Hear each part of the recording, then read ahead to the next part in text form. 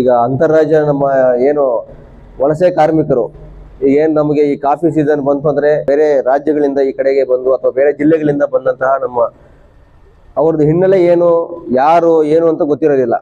ಅಲ್ಲಿ ಏನಾದರೂ ಅಫೆನ್ಸ್ ಮಾಡಿ ಈ ಕಡೆ ಬಂದು ಬಚ್ಚಿಟ್ಕೊಳ್ಳುವಂಥದ್ದು ಸುಮಾರು ಪ್ರಕರಣಗಳು ನಮಗೆ ಆಗ್ತಾ ಇದಾವೆ. ಈಗ ಇತ್ತೀಚೆಗೆ ನಾವು ಬೆಳಗುಳ ನೋಡಿದಾಗ ಸುಮಾರು ಜನರದ ಮನೆಗಳಲ್ಲಿ ಈಗ ವಲಸೆ ಕಾರ್ಮಿಕರು ಎಂತ ಮನೆಗಳಂದ್ರೆ ಮನೇಲಿ ಇರಕ್ಕೆ ಆಗಲ್ಲ. ನೀವು ಅಂತ ಮನೆಗಳನ್ನು ಬಾಡಿಗೆ ಕೊಟ್ಟು ನಮ್ಮವ್ರಿಗೆ ಬಾಡಿಗೆ ಬೇಕು. ಯಾರೊಬ್ರು 4 ಜನ ಬಂತಂದ್ರು ಆಯ್ತು ನೀವು ಮನೆ ಬೇಡಕ ಆಯ್ತು ತಗೊಳ್ಳಿ ನಮ್ಮ ಮನೆ. ಯಾರೋ ಅವ್ರು ಮೇಸ್ತ್ರಿ ಹೇಳಿದ್ರು ನಮ್ಮ ಹತ್ರ ಕೆಲಸ ಮಾಡ್ತಾವ್ರೆ ತಗೊಳ್ಳಿ ಅಂತ ಅಲ್ಲಿ ಉಳ್ಕೊಂಡಾಯ್ತು. ಇನ್ನೊಂದಾಯ್ತು ಲಾಸ್ಟಿಗೆ ಸೀತಾದಾಸ್ ಅಂತ ಹೋದ್ಸಲ ಡೆತ್ ಆದ್ರೆ ಇಲ್ಲಿ ಸೀತಾದಾಸ್ ಅಂತ ಲಾಸ್ಟ್ಗೆ ಹಾಸನಲ್ಲಿ ಹಾಸ್ಪಿಟಲ್ ತಗೊಂಡೋದ್ರು.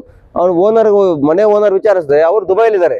ಲಾಸ್ಟ್ಗೆ ಅವ್ರ್ಯಾರು ಏನು ಅಂತ ವಿಚಾರಿಸಿದ ಮೇಲೆ ನಮಗೆ ಅವ್ರಿಗೆ ಏನೂ ತೊಗೊಂಡಿಲ್ಲ, ಡಾಕ್ಯುಮೆಂಟ್ ತೊಗೊಂಡಿಲ್ಲ, ಇನ್ನೊಂದು ತೊಗೊಂಡಿಲ್ಲ. ಯಾರೋ ಅಕ್ಕಪಕ್ಕದ ಮನೆಯವ್ರು ಖಾಲಿ ಇತ್ತು, ಇನ್ಯಾರೋ ಅವ್ರ ರಿಲೇಟಿವ್ ಸಂಬಂಧಿಕರು ಇಲ್ಲಿ ಯಾರೋ ಲೇಬರ್ ಇದ್ದಾರೆ, ಆ ಮೇಸ್ತ್ರಿ ಪರಿಚಯ ಒಂದು ಸ್ವಲ್ಪ ನಿಮ್ಮ ಮನೇಲಿ ಬಾಡಿಗೆ ಕೊಡ್ತಾರೆ ಅಂತ ತಿಂಗಳಿಗೆ 2,000 ರೂಪಾಯಿ ಕೊಡ್ತಾರೆ. ಆಯ್ತು ತಗೋ ಕೀ ಕೊಟ್ಟಾಯ್ತು, ಅವ್ರ ಮನೇಲಿ ಉಳ್ಕೊಂಡಾಯ್ತು. ಅವ್ನು ಸತ್ತೋದಾಗ ನಾವು ಯಾರ ಮನೆ ಹೆಂಗ್ ಬಂದ್ರು ಯಾರೋ ಅವತ್ತೇನಾರು ಆರೋಪಿ ಅವನೇನಾದ್ರು ತಪ್ಸ್ಕೊಂಡಿದ್ರೆ ನಮಗೇನೂ ಸಿಗ್ತಿರ್ಲಿಲ್ಲ. ಓನರ್ಗಳಿಗೇನು ಗೊತ್ತೇ ಇರಲ್ಲ. ಇದು ಯಾಕೆ ಹೇಳ್ತಾ ಇದೀವಿ ಅಂತಂದ್ರೆ ಇಷ್ಟು ದಿನ ನಡೆದೋಯ್ತು, ಏನೋ ಬಿಡು ಹಂಗೋ ಹಿಂಗೋ ಆಯ್ತು, ಏನೋ ಆಗಲಿಲ್ಲ, 1 ವರ್ಷ ಆಯ್ತು ಇನ್ನೊಂದು. ಬಟ್ ಮುಂದಿನ ದಿನಗಳಲ್ಲಿ ಈಗಂತೂ ಕಾನೂನು ಬಹಳ ಈಗ ನಿಮ್ಗೆಲ್ಲಾನು ಮೊನ್ನೆ ರೀಸೆಂಟಾಗಿ ಏನು ಟೆನೆಂಟ್ ಆ್ಯಕ್ಟ್ಸ್ ಎಲ್ಲನೂ ರಿನ್ಯೂ ಮಾಡಿದ್ದಾರೆ. ರಿನ್ಯೂ ಅಂದರೆ ಅಪ್ಡೇಟ್ ಮಾಡಿ ಮತ್ತೆ ಇದು ಮಾಡಿದ್ದಾರೆ, ಯಾವ ರೀತಿ ಮಾಡಬೇಕು, 11 ಮಂತ್ಸ್ಗೆ ಏನು ಅಗ್ರಿಮೆಂಟ್ ಮಾಡಬೇಕು. ನೀವು 500 ರೂಪಾಯಿಗಾರು ಬಾಡಿಗೆ ಕೊಡಿ, 100 ರೂಪಾಯಿಗಾರು ಬಾಡಿಗೆ ಕೊಡಿ,